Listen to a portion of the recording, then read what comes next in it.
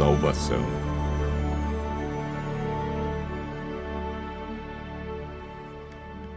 Para Deus, não importa o que fomos ou o que fizemos no passado. Ele nos ama com amor eterno. Prontificou-se a vir ao mundo e passar pela agonia da cruz a fim de resgatar a humanidade perdida. Entretanto, há muitos que se perguntam: como posso ser bom diante de Deus? Como posso apagar meu passado? Como posso ser apresentado sem culpa diante dele? Como posso ser salvo? O caminho para a vida eterna é muito fácil de ser achado e compreendido, mas poucos sabem como ir a Cristo e experimentar perdão, alegria, paz de espírito e esperança. O estudo de hoje mostra a resposta bíblica para uma vida cristã vitoriosa.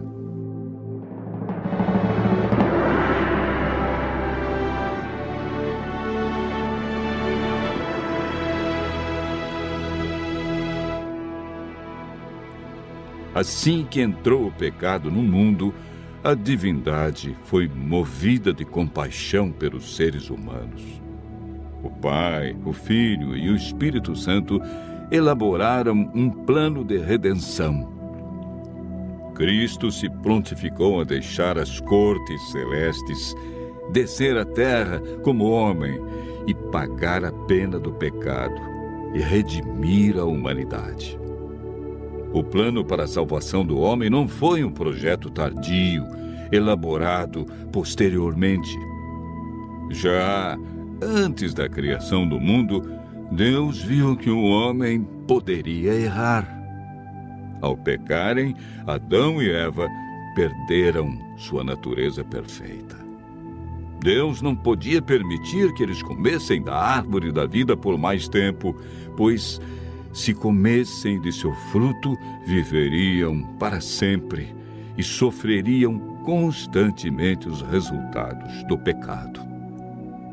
A Bíblia afirma que por um homem entrou o pecado no mundo e pelo pecado a morte. Assim também a morte passou a todos os homens, porque todos pecaram. O salário do pecado é a morte, mas o dom gratuito de Deus é a vida eterna em Cristo Jesus. Romanos, capítulo 5. Verso 12 e capítulo 6, verso 23.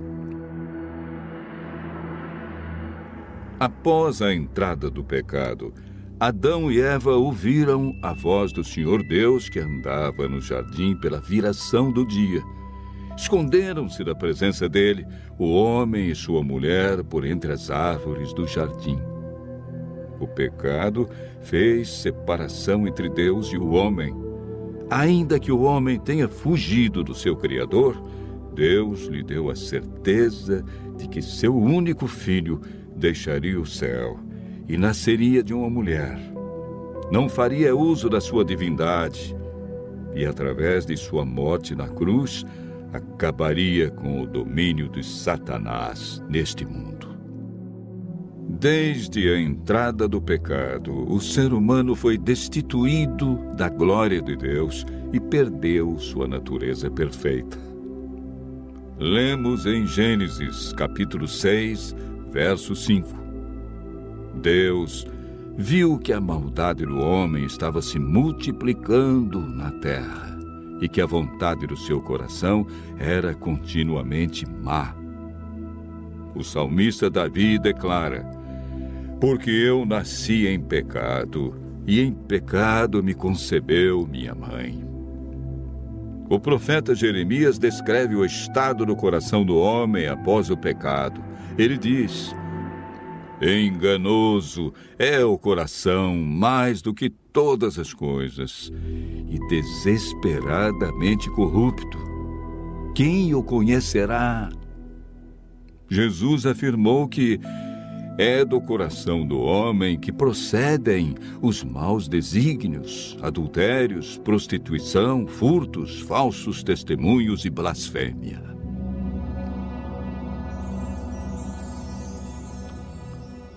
Primeiro Coríntios 2, verso 14, afirma que o homem natural não aceita as coisas de Deus porque lhe parecem loucura. O apóstolo Paulo relata a grande luta que existia em seu coração. Ele declarou: porque eu sei que em mim, isto é, na minha carne, não habita bem nenhum, pois o querer o bem está em mim, não, porém, o efetuá-lo, porque nem mesmo compreendo o meu próprio modo de agir, pois não faço o bem que prefiro, mas o mal que não quero, esse faço.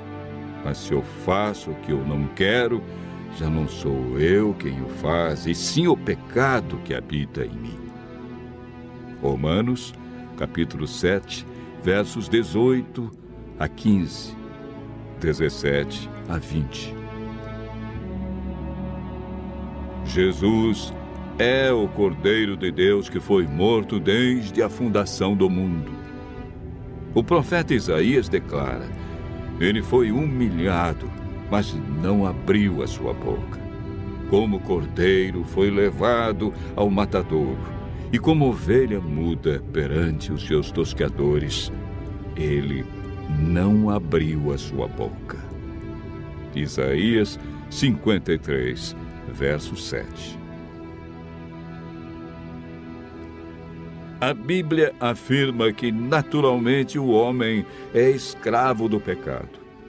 É por meio do Espírito Santo que somos transformados em novas criaturas. 1 Samuel 10, verso 6, afirma: então descerá sobre ti o Espírito Santo, e serás mudado em outro homem. O Espírito Santo nos convence do pecado, da justiça e juízo. Ele nos guia ao conhecimento da verdade e implanta os princípios da lei de Deus no coração. A salvação está hoje ao alcance de todos nós, porque pela graça sois salvos, mediante a fé. E isso não vem de vós, é dom de Deus. Hebreus, capítulo 5, verso 9, afirma: e tendo sido aperfeiçoado, tornou-se o autor da salvação eterna para todos os que lhe obedecem. A obediência é fruto da salvação em Cristo Jesus. Continue ouvindo a voz de Deus e aceite a salvação através do grande sacrifício de Jesus Cristo, realizado na cruz para ter a vida eterna.